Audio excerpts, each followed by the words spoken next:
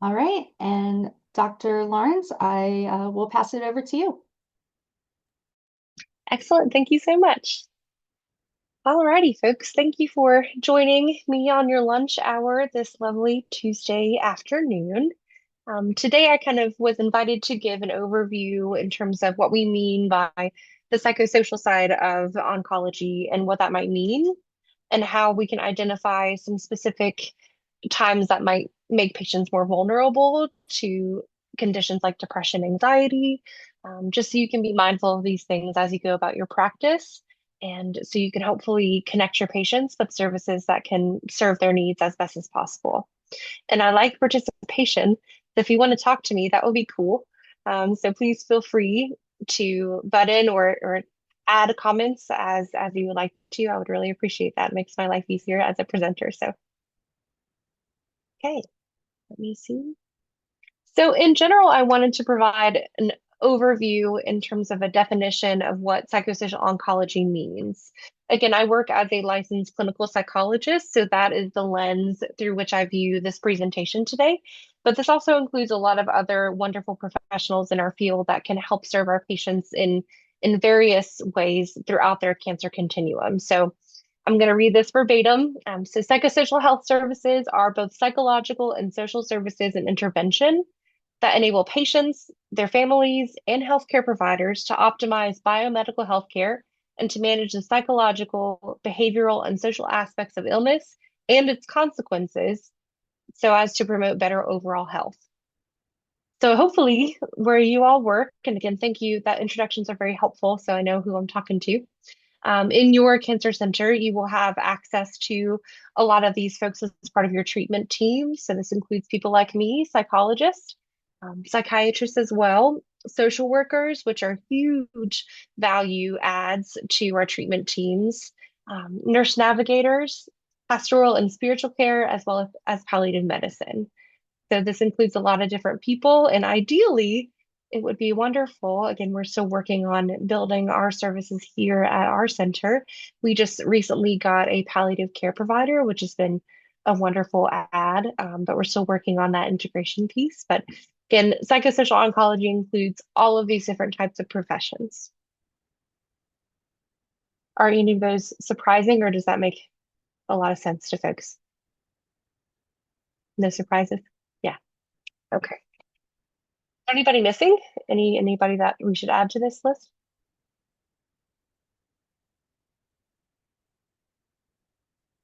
Okay, covered pretty much. Okay.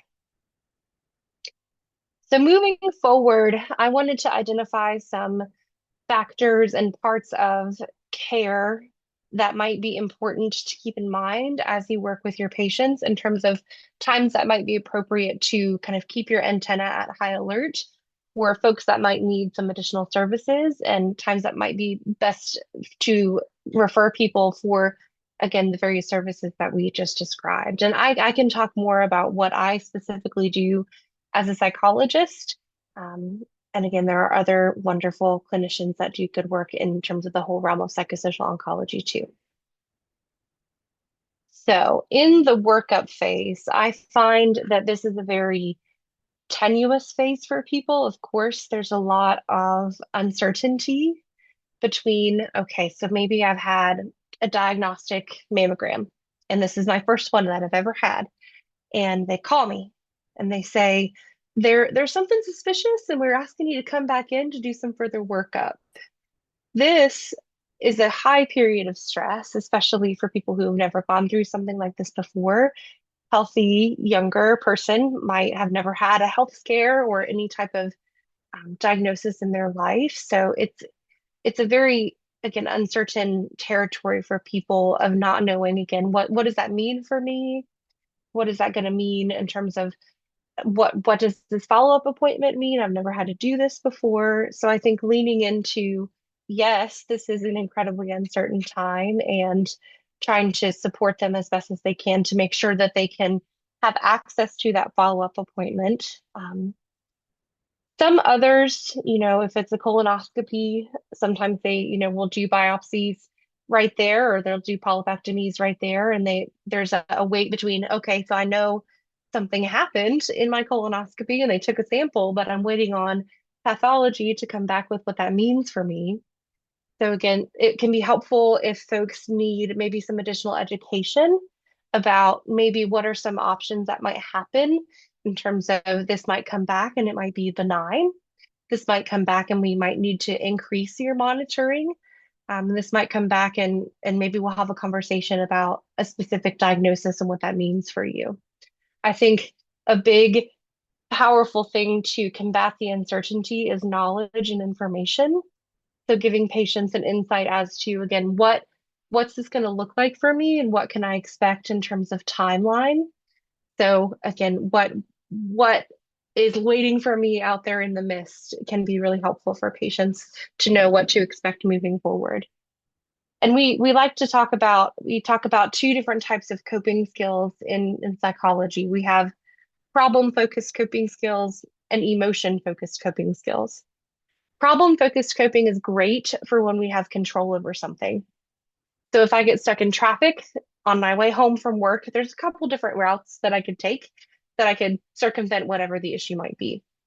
Emotion-focused coping is better for when we don't have control over a situation. So I don't know if you all are familiar with I-64 down here in between Huntington and Charleston. Yeah, it's not the most fun road to drive on. There's a lot of road work most of the time.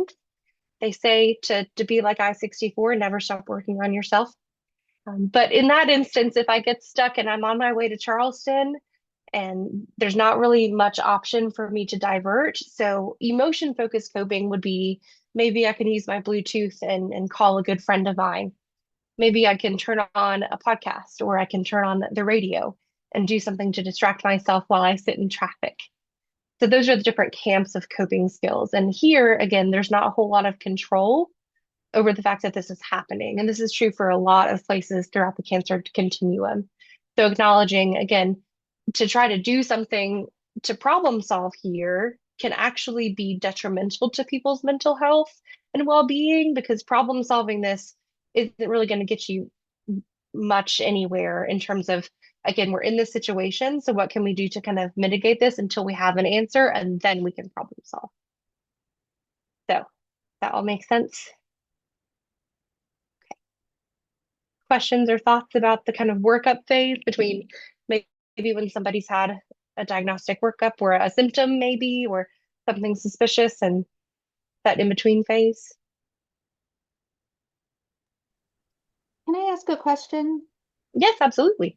Um, so how can knowledge about the possibility of having a follow-up help decrease that anxiety of waiting or knowing about it, or does it at all? I think it's person specific, which is the answer for everything. So, however, I think just knowing that, okay, so I'm going to have my biopsy, and then on average, it takes X amount of days, depending on the lab or wherever you're going to follow up at, to get a result. And then I'm going to have a follow up with my actual doctor who's going to tell me what the results are. Just laying out an actual game plan can make it again a little bit less uncertain. There's going to be anxiety still. I don't think that it's going to lessen anxiety all the way, but I think knowing what's expected and knowing when they're going to get results and what that might mean, they can help to, I think, garner more social support for that as well and tell their people of, okay, I might need somebody to come with me to this follow-up appointment and to this biopsy. I'm going to need a driver, just so they can kind of problem solve that part of care too. Again, there's going to be anxiety and that's normative, but I think knowing what happens can be helpful so they can kind of rally the troops that way as well. And I was just going to give everyone a reminder. You can post questions or comments in the chat, and I'll monitor that for you, Dr. Lawrence. Thank So you. that way, if something comes up, we'll let you address it. Perfect. Thank you so much. And obviously, best case scenario here would be that somebody has their workup and then we have benign results and we can cheer and celebrate and then move on. And often that's not the case, especially for the patients that we're working with. So let's move forward here. New diagnosis is its own territory. Of course, there's often a lot of shock of I didn't expect this. Again, there's a whole paradigm shift of, especially for younger folks, I'll say, of, I was going along my life and I really didn't expect this. Again, I had my first mammogram, or I just went for my PAP, and then I got abnormal results, and now this has kind of fallen in my lap. What do I do? It can be helpful to have support, to have conversations with the important people in their life. So how do I tell my kids? I have young children and I'm not really sure that they'll understand what this means for me and how our family is going to change. How do I have that conversation? How do I talk to my family and how, I might not be as available for things moving forward this upcoming few months, or, I'm going to have to prioritize myself and what my treatment plan might look like. What do I say? Work is often another thing to navigate too, of speaking with their doctor about, do you think what's my treatment going to look like? What might I expect in terms of side effects? And obviously, we can't predict until we're there in treatment, which we'll talk about next. Um, but how might I best prepare myself in terms of getting things together? Like, do I need to go meet with HR to fill out FMLA paperwork just so I'm covered for work? Do I have time off? What does that look like for me to have those conversations? Again, and people are able to maintain autonomy over their treatment always. So again, what are my options here? What potential treatments am I a candidate for given my specific diagnosis? Do I need surgery? Do I need more than one surgery? Do I need to start chemotherapy? What's that going to look like? Do I need to have radiation? How many rounds do I need? And again, this is uncharted territory often for people. And I find in families or public, when we share these new diagnoses, people might say things that are well-meaning, and again, they care about the person, but are often not the most helpful. So I've had people tell me often, I was trying to share my breast cancer diagnosis with a member of my church congregation, and they said, "Oh, well, my aunt had that, and she just had the worst time with her, mastectomy and like all this stuff." And I think, that doesn't really help the anxiety and stress that that person is experiencing. So I talk a lot with folks in this new diagnosis phase of having some like canned responses for, I appreciate that you're trying to tell me what their experience was, and I'm just really trying to focus on my process right now, and I'd appreciate if you could just pray for me to get out of those conversations sometimes, because that can again add to stress.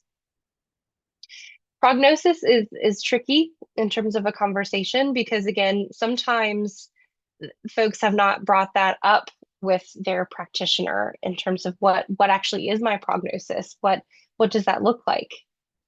Are a patient's fears founded in, again, some reality based on their diagnosis and how progressed they are in their disease? Or is this a little bit less of a concern than they're making it in their mind? And I think it's great when we can collaborate with our medical colleagues. I just had this conversation last week with a caregiver to a patient with metastatic prostate cancer. And she was saying, I've never asked that question before. And I think it would really help me to know, what are we looking at? And I tell people, we're not born with expiration dates on the bottom of our foot. So this is a guesstimation process with the medical team. And to know, are we talking years? Are we talking months? That can be helpful to then have those subsequent conversations of, do you have paperwork for a medical power of attorney? Have you had these conversations about what you want to happen to you should you be incapable of making medical decisions? And again, for some people, they've had this paperwork done for a long time and they're very together and they've got it on lock. Other people, this might be the first time that they've ever thought about these things. We have a resource that we use here. I'm not sure if you all use it, called the Five Wishes. Are you all familiar with the Five Wishes? I can try to send it. In the state of West Virginia, it can become a legal document if it's notarized. But it's really cool because it works through, again, 5 different questions about what their care would look like should they be unable to make decisions. And it's great because it has kind of prompting questions. And gives a little bit of education about this is what life-sustaining treatment means and what that can look like. So it can guide that conversation for people too. Cost is another thing. This is why our social work colleagues are so wonderful, to find resources. Again, just especially for things like radiation, if they're having multiple rounds, multiple days in a row. Again, I know people drive quite a bit of ways to get their treatment here. I know they did when I was at the cancer center at CAMC. I'm sure that the case is true for Morgantown folks as well. Finding options to make sure that they can get to treatment is really important. Things like gas cards, huge resource, especially when it takes, I think I let it go a little bit far, I'll admit, my gas tank, but it was like $50 to fill up my gas tank. And that's prohibitive for a lot of folks if you're driving back and forth for 20 rounds of radiation back to back. And again, trying to make sure that they're problem solving these things so they can have options. Again, looking for are you going to need to think about childcare? How are we going to manage going to the grocery store? These logistical factors. That helpful in terms of new diagnosis. It's often like drinking from a fire hose for people. That's a lot of information on the outset. I tell people for their first visit with their oncologist and treatment team that it's very helpful to bring at least one person with you, because we know in any medical visit, there have been studies that people only really retain like 40% of the information that their medical provider is giving to them. So to have another set of ears is a huge help. That way they can kind of check in of, okay, this is what I got and garnered from the visit. Is that what you heard? Also, for providers, it can be helpful to summarize and say, okay, this is what we talked about today. Is that what you're understanding? What questions do you have about this game plan? Just to check in. Um, because again, depending on where people come from, medical literacy is a whole other thing too. So making sure that they understand their treatment plan and that they know what's going to happen to them is really important in terms that they understand. We throw around all kinds of terms of metastatic, of stages, of treatments, and it can be a lot to digest for people. So breaking it down so they actually again understand at a level that they can communicate to other people. Did I miss anything in terms of the new diagnosis stage and what's involved there? Is this where fertility concerns and anxiety would come in, or would that be a later? I think here and as we're maybe deciding on treatment options, both of those times are important to check in on that. We have a provider here. He's a pediatric oncologist, and he broaches that subject with his adolescents and younger folks, kiddos whose parents have probably never considered, again, their 6, 7-year-old, that they could potentially have children in the future. Again, I've got an almost 2-year-old, and I don't think I've considered the fact that she might eventually want children. So yes, I think often the time between diagnosis and starting treatment is when to have that conversation. Absolutely. And again, what options do we have depending on what kind of insurance they have, what types of facilities that we have locally, what can we do to preserve, what can we do to help with that. Yeah, it can be hard. I know that there's great work being done up in Morgantown. In Huntington, it's a little bit more difficult in terms of places that we can refer to for fertility saving measures. If people want to do things like freezing eggs prior to treatment, that can be a little bit harder to find places and again expensive to find places. But yes, that's a huge thing. Hard conversations to have and incredibly important conversations to have. That's something that I've spoken with other people about, that they wish they would have had more information about at their new diagnosis before starting treatment of, there's side effects. If you read those side effects on any type of treatment, especially the chemotherapeutic agents, they're this long. There's a lot of people aren't looking at that. They're looking at, okay, I've got to do this, I've got to survive. So not considering that that might have impacts now and in the future. So it's really important to point those things out. Yep. What are your family planning goals in the future? Have you thought about that? Again, as a 14-year-old, is that something you want to preserve or hard conversations?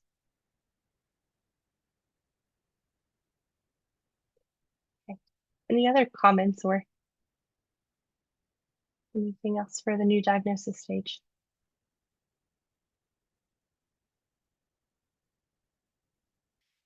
I think as an aside, I try to, part of my job as, again, a clinical health psychologist is to empower patients to be, regardless of whether they're a cancer patient or any patient, to be the best patient that they can. So increasing their education of, okay, what do all those numbers mean beside my diagnosis? Like, what does the P mean? What does all of that mean? Can be a helpful conversation too, and to have their oncologist discuss that and again what those numbers and letters and all these things mean for them. I think again, I say that knowledge is a big antidote to uncertainty. So okay, this is what I'm dealing with, and this is what that means, and this is what my treatment plan is. I hope people can tell me again what their diagnosis is when I first, if I have an intake with someone, usually I ask them, because I think that that's just part of owning your care is knowing at least what that means for you. And if not, then again we can start the education process. So, okay, we'll move on. Again, in active treatment, obviously this comes with some new symptoms potentially to manage. And again, how are we going to make sure that you actually get to treatment? Can be tricky for some people. Even what are some things that are going to make that treatment as, I don't want to say painless because that's not possible, but as comfortable as possible. So they have really cool, if people don't have a port, but if they're doing IV, they have really cool garments now that have zippers.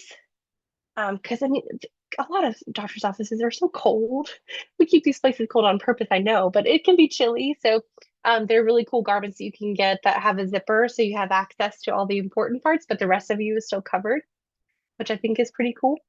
Um, what are you gonna bring to treatment? Your infusion is gonna take 3.5 hours.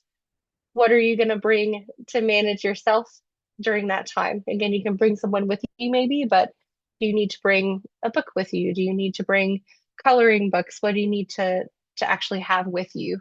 Some people will make like a little like treatment kit to bring with them and just kind of keep it in their car. A lot of, again, obviously centers have things like snacks and juice and things to help with that too, but they might not have your favorite thing. So bringing some comfort items can be helpful for that too. We teach a lot of relaxation skills just in general, in terms of, again, regulating the nervous system. A lot of people, I'm sure that you all have seen this, will come for their first treatment, their blood pressure is like sky high. Again, we sometimes have to halt treatment for that purpose. So um, teaching skills to again manage your actual nervous system and sometimes doing things like, okay, you've seen the cancer center and what it looks like. You haven't had your treatment yet. Let's do some imaginal exposure. And we're going to walk you through. Okay, you go into the registration, you get registered, your nurse takes your vitals, you're going to go back and sit in your chair and they're going to, you've done your numbing cream, you're all ready to go. They're going to start your treatment and just to kind of make sure that they know what to expect and to rehearse that in their mind can be helpful sometimes too. Um, Role changes and identity changes are big here. Again, I used to be a worker. I used to be, again, an active mom. I didn't miss a ball game. We're in ball season right now. I'm always shocked at the parents going to all these ball games. There's so many. And it's important for people to try to be there, and treatment can disrupt that sometimes. I used to be, again, active with exercise. I used to be all these things. So trying to maintain threads of, okay, what are your most important values and how can you still live that even with what you're experiencing now? You're still a wonderful mother. You're still helping the kiddos with homework. You're still tucking them in at nighttime, finding ways to make sure that they know that they're still connected to the things that are most important to them, because often people obviously people can say that cancer takes a lot away from their life, and it absolutely does. And finding those threads of things that again are still constant and consistent can be really important. Again, problem solving for stressors that continue to arise, because unfortunately when we're in treatment we're not in a bubble ever. So how are we going to navigate these things? Again, like, do we need to maybe start a meal train for you? Is that something that we could get started? Is there anybody that can kind of take point from that? How are we going to pick up the kiddos from school? How are we going to get them to school?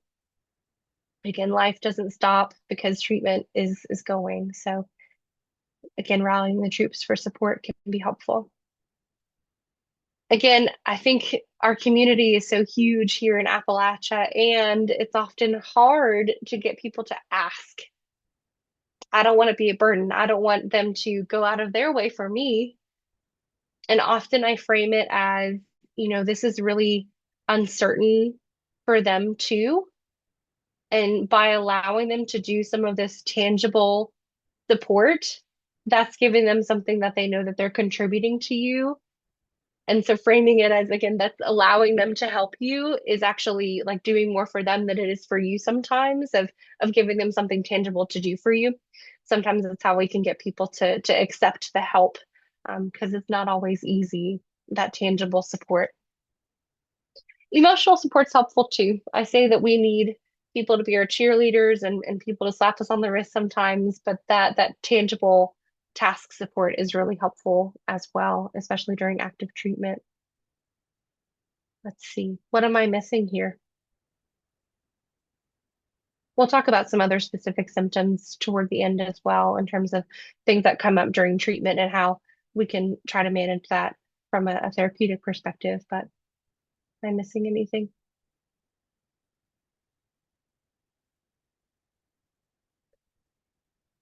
Okay. Okay. Post-treatment. I've rung the bell. I've done the thing. What now? Often, I think from the folks that I've worked with, there's again obviously celebration that happens. You're done. You did it. You're again hopefully with good results. We've done what we wanted to in terms of the treatment had the effect that we wanted and intended. And it can be that we talk about a dialectic a lot. Are you familiar with that? Is we have therapist words all the time. A dialectic is as a yes and instead of a yes but.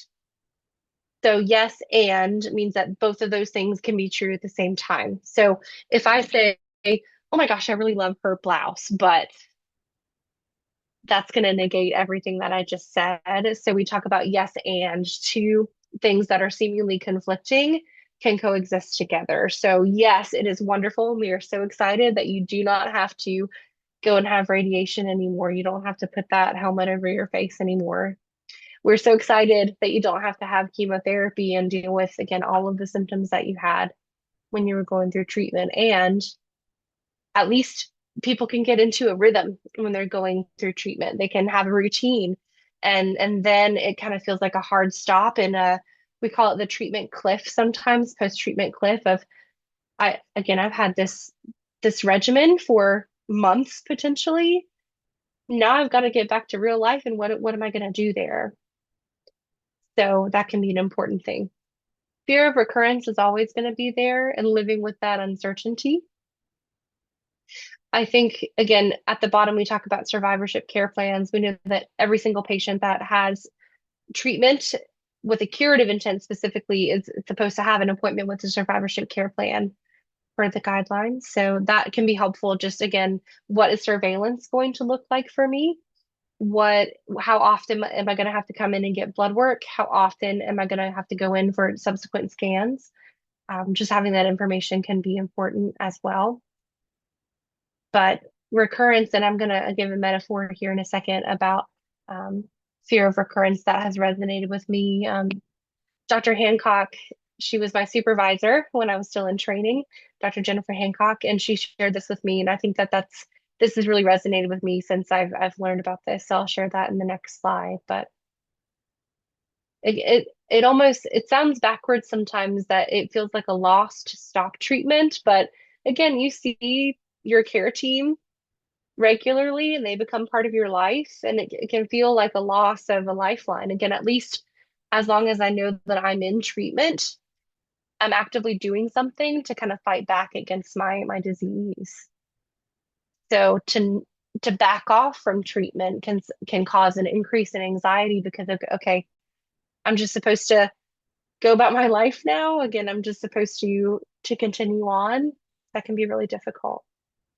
And that can be a hard thing for other people who have not actively gone through treatment to understand sometimes of, I am so thankful to be finished with treatment, and it's been a hard transition of, again, I've had this rhythm and routine and now I've got to figure that all out again. And again, sometimes people will have obviously not just symptoms during treatment, but will have prolonged symptoms, things like lymphedema that can be pretty life limiting, other types of chronic pain and neuropathy from treatment. Those things can be difficult to manage and can sometimes interfere with work. Um, I worked with a lady who she worked as a cleaning person for a residential, like assisted living facility for folks of an older age. And she, because of all the treatment that she went through, had a lot of neuropathy in her hands and was like scrubbing floors on her hands and knees. And then she couldn't keep up with it after. So that was a big life transition for her too, in terms of I'm not physically able to do the type of labor that I was doing prior to treatment. Thankfully, she's been able to get some income through some FMLA. Prior to, she had some short-term and long-term disability plans. Not everybody does, but she was a planner, so that worked really well. And then she also was approved for Social Security disability a couple years later. Years. It took her a while. It was a whole process, but thankfully she's able to support herself better now, and that made a big difference. Also, I didn't mention this here, but sometimes the part of their treatment, in terms of the things that people have to take long term, that we have like a Arimidex for 5 years, right? After treatment. And that can come with a lot of symptoms too. People having hot flashes, people having night sweats and things like that. That can be really difficult to manage. And again, I'm taking this to prevent my cancer from coming back, and it's causing a whole slew of other things that are really frustrating and uncomfortable to deal with.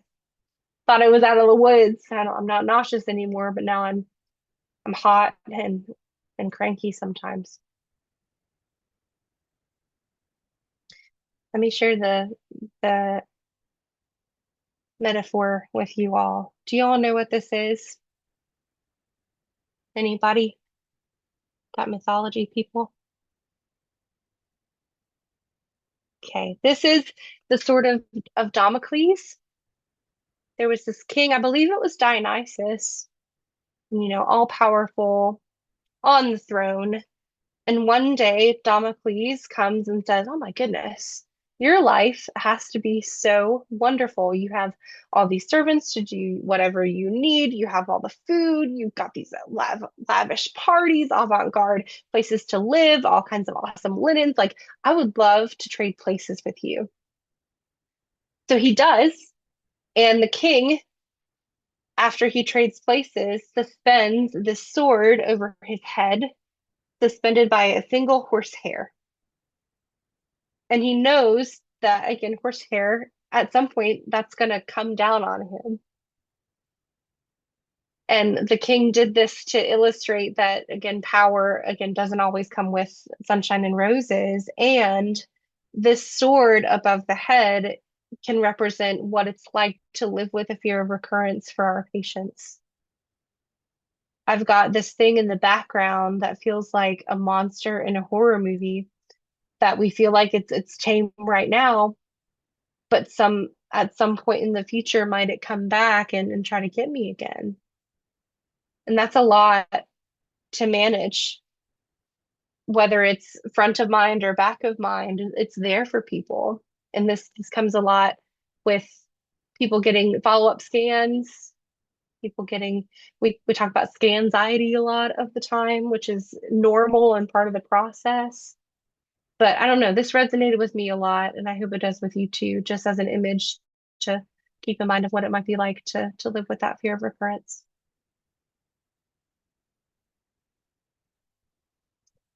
Okay. Advanced cancer comes with some other types of struggles for folks. This does not happen with all people, I'll say, but sometimes people can lose meaning in their life. Again, I thought I had more time, and now kind of what's the point? That obviously doesn't happen with everyone. And there are specific interventions that we can do. It's called meaning-centered psychotherapy to connect people back to sources of meaning in their life. And there's a really lovely protocol. When I've gotten to do this with patients, it's been some of the most meaningful work that I've had the opportunity to do in my career so far. Um, because it is difficult to know that this is not something that's going to go away. This is something that I'm going to have to manage as a disease that I carry with me long term. Sometimes there's some existential and spiritual distress too. Again, a lot of people will say, again, why did God let this happen to me? And so it's great to have people who you can rope in as part of that conversation in terms of our spiritual care colleagues and pastoral care to have some of those hard conversations and answer those difficult questions for people. Obviously, people with advanced cancer are going to have a larger symptom burden just overall. A lot of chronic pain for folks can happen. And again, end of life concerns specifically. When it, I think that there's a couple of taboo things in life that we shy away from, and I think death is one of those things, at least here. But what are your fears? And how can we talk to our palliative care folks about, again, how maybe to educate people and to allay some of those fears? I'm afraid it's going to hurt. What's my family going to do?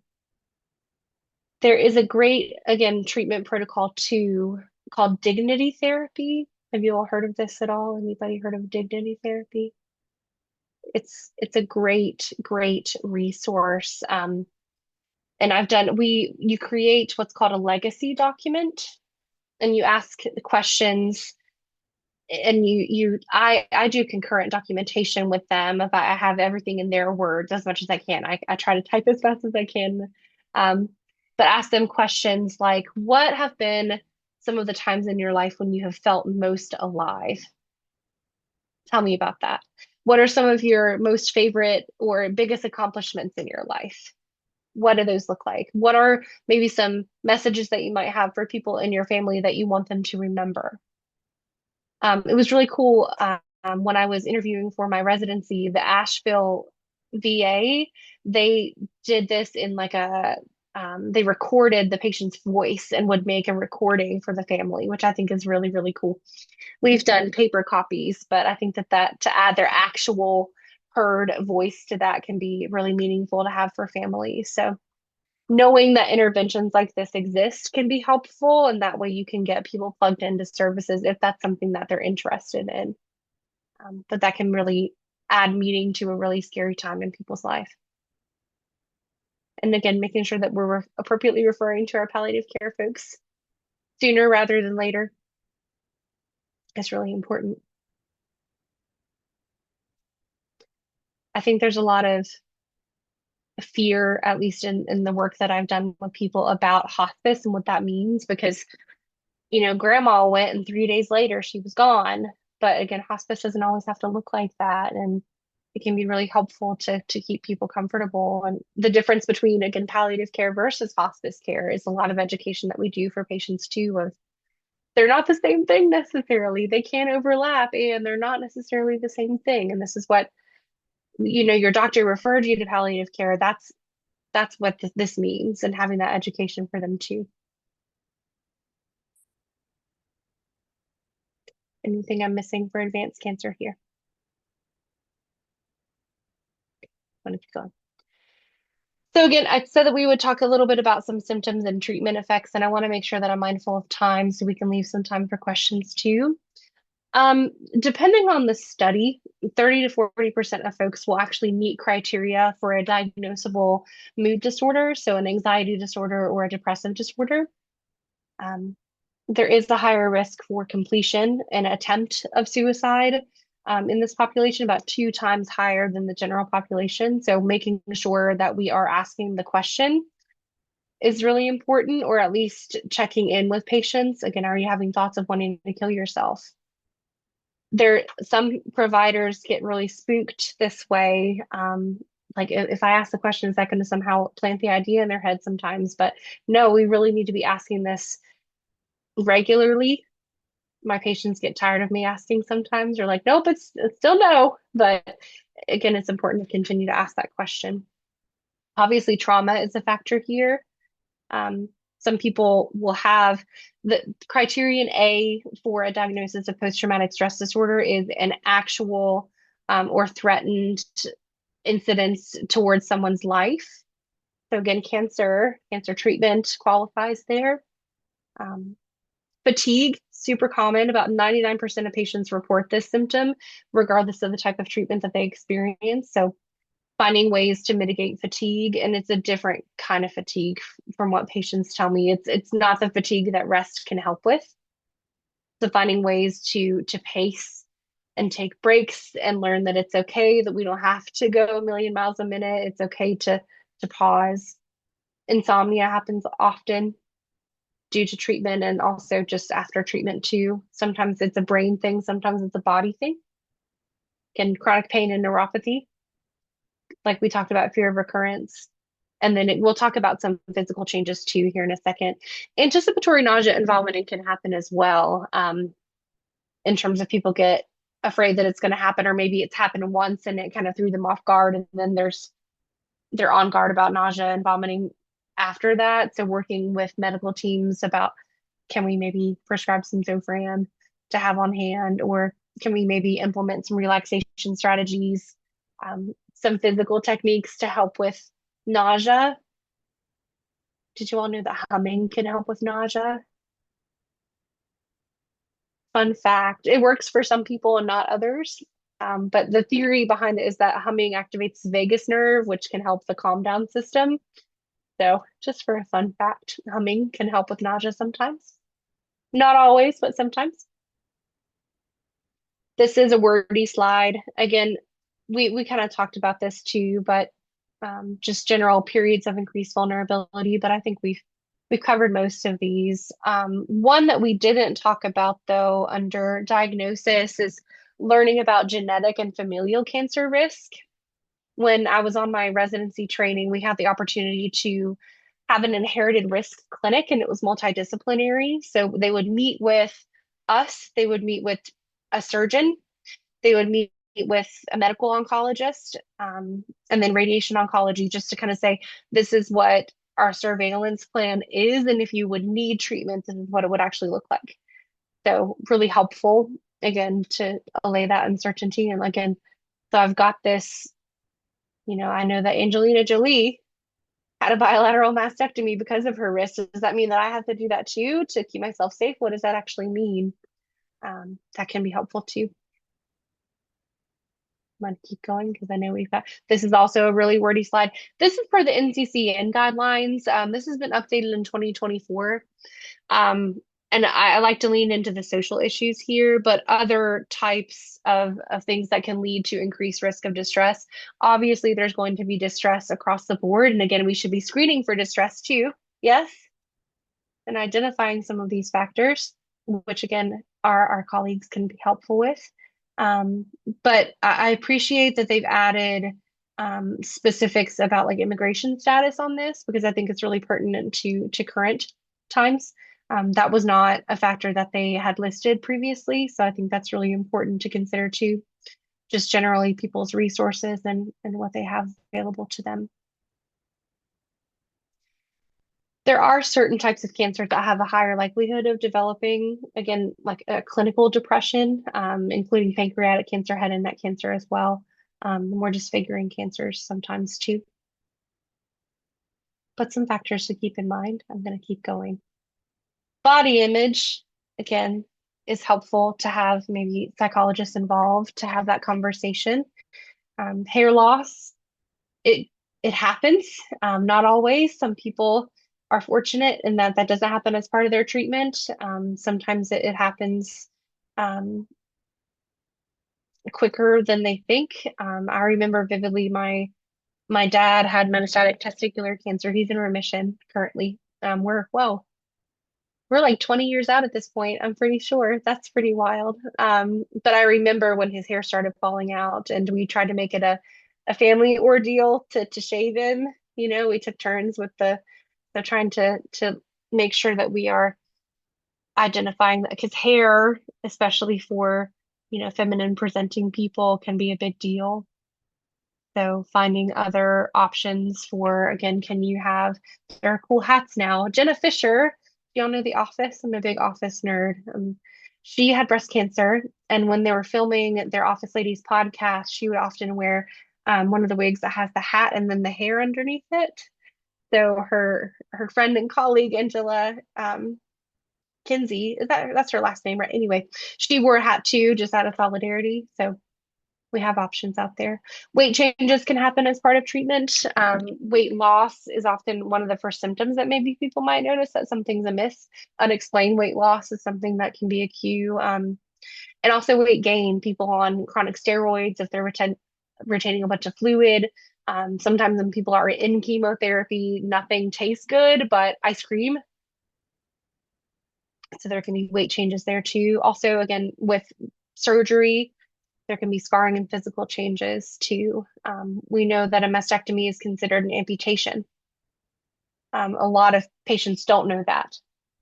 So just again, educating that this is normal to be having some of these changes as part of your treatment, and let's make sure that we address them and see what we can do to, again, we can't change the fact that they're happening, but to have the conversation as part of treatment is really important. Intimacy is also an important topic. Some people are afraid to ask these questions, but again, it's really important. We know that chemotherapy, other treatments, obviously surgical interventions can cause females to enter menopause early and like bam. So that can be a whole process to deal with too, in terms of, I'm healing from surgery. Now I'm also dealing with these hormonal changes. Fatigue, again, I don't have a lot of gas in the tank for much of anything. We're nonetheless trying to have sex with my spouse. So having some conversations about that. Again, physical changes with specific types of cancer and treatments, so prostate cancer, gynecological cancers. There are some hormonal treatments that can affect libido. And also role changes. Again, people taking on, I used to feel like I was sexy. I used to feel like I was this, pretty vivacious person. And now I'm sick and trying to continue to pull those threads. And how can we find that in the current can be important. I apologize for rushing through these. And sleep disruption, again, is important to monitor for as well. As many as half, I'd probably say more than half of patients undergoing treatment will experience some type of sleep-related problem, which can be from, again, treatment side effects, medications, hospital stays. The hospital is not like a restful place. We know this. There's beeping. There's people coming in to get your vitals every now and then, and it's not very restful, or just general stress. Again, the mind having trouble shutting down. So, and we know that sleep is so important for the body to do the work that it needs to do to heal itself. So important to just keep this in mind as well as we're working with our patients. So with 5 minutes left, what questions do we have? Comments, conversations we can have?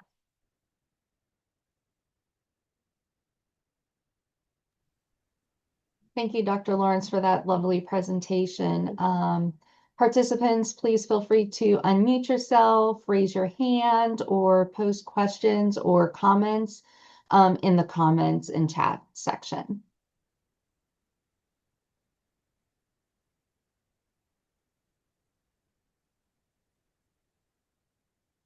And while we're waiting to see if we have any questions, Mary Ellen, can you confirm if Dr. Wright will send out slides and anything follow up?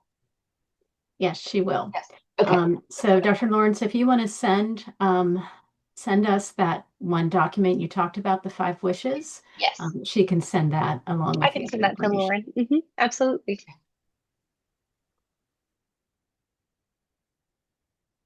No question, but just thank you for the topic and the conversation. Thank you. I hope it's helpful. And I know we went quick at the end, but I think it's important for all of us to work together for our patients' needs. And thank you all for being here.